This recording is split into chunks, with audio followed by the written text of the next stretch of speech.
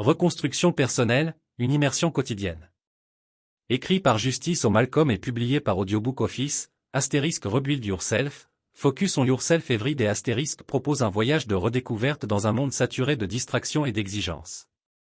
En vous concentrant sur vous-même et en vous reconstruisant chaque jour, vous réalisez un acte révolutionnaire, initiant une transformation profonde de votre vie. Reconstruction personnelle, une immersion quotidienne. Écrit par Justice au Malcolm et publié par Audiobook Office, Rebuild Yourself, Focus on Yourself Everyday * propose un voyage de redécouverte dans un monde saturé de distractions et d'exigences. En vous concentrant sur vous-même et en vous reconstruisant chaque jour, vous réalisez un acte révolutionnaire, initiant une transformation profonde de votre vie. Imaginez ce projet comme un plan architectural, où le site est votre vie et chaque fondation représente vos aspirations et désirs essentiels. Ce livre est à la fois guide et trousse à outils pour reconstruire une existence qui s'accorde pleinement avec votre essence. À chaque page, vous bâtissez des bases solides d'estime de soi et concevez des espaces dans votre vie qui apportent sang et joie.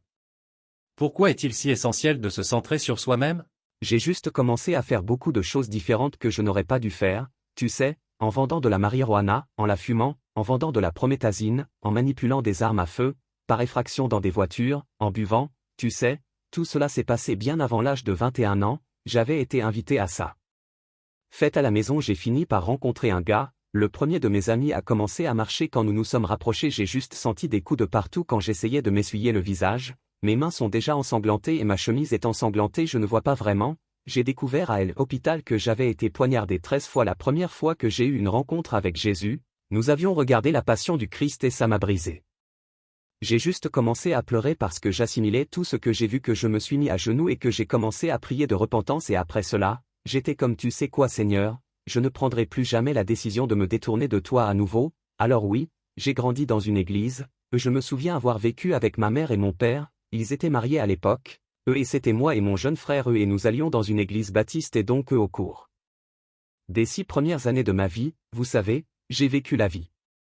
avec ma mère et mon père et ils se sont séparés mais ma mère nous a toujours fait aller, moi et mon frère, à la même église où nous allions. J'ai juste commencé à faire beaucoup de choses différentes que je n'aurais pas dû faire, tu sais, de vendre de la marijuana à la fumée.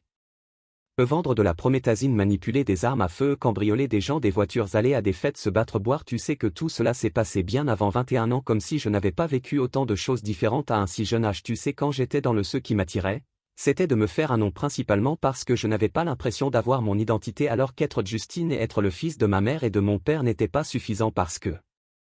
je ne me sentais pas valorisé par eux parce qu'ils devaient travailler, être séparés et ne pas pouvoir passer du temps avec eux. Ces choses m'ont vraiment donné envie d'aller dans la rue parce que vous pouviez vous faire un nom et les gens seraient attirés par le nom que vous vous faites pour vous-même en train de faire des activités illégales. Je me souviens, vous savez, avoir fait ces choses à l'école et ma mère et ma grand-mère ont insisté pour que je quitte l'école que je fréquentais.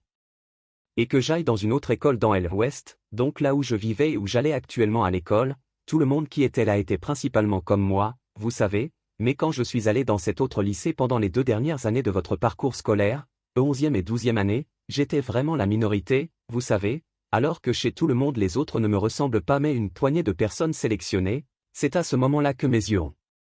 commencé à s'ouvrir aux possibilités ainsi qu'à ma perspective sur la vie parce que j'ai vu d'autres enfants plus privilégiés que moi qui faisaient les mêmes choses que je faisais, tu sais, dans la rue, mais ils étaient capables de s'exprimer, ils étaient capables, tu sais, lire à des niveaux plus élevés, ils avaient, tu sais, avoir de meilleures notes à l'école que moi, ils avaient un avenir préparé pour eux après le lycée alors que pour moi je ne savais pas ce que j'allais faire. J'ai fini par y rencontrer une de mes cousines, je ne l'ai jamais rencontrée avant d'aller à l'école, elle est effectivement venue me voir se présenter, tout ça et ma cousine a été une pilier majeur de ma marche avec le Seigneur parce qu'elle, depuis aussi longtemps que je la connais, est solide, vous savez, dédiée à Jésus, elle a abandonné sa vie à Jésus. Elle parle aux gens de Jésus comme elle l'était, elle n'a tout simplement pas peur, vous savez, quoi qu'il arrive avec sa marche. Je me souviens qu'elle me parlait toujours, me parlait et me prêchait sur le fait que tu n'avais pas besoin de fumer ou que tu n'avais pas besoin de faire ça, tu sais, et je ne suis pas pour le moment, d'accord, mais pas en ce moment et je me souviens de lui avoir parlé au téléphone un jour et elle, je suis à la maison et elle m'a juste demandé littéralement au hasard, elle a dit Justine si tu devais mourir aujourd'hui, où irais-tu et j'ai dit c'est comme tout ce que j'ai appris en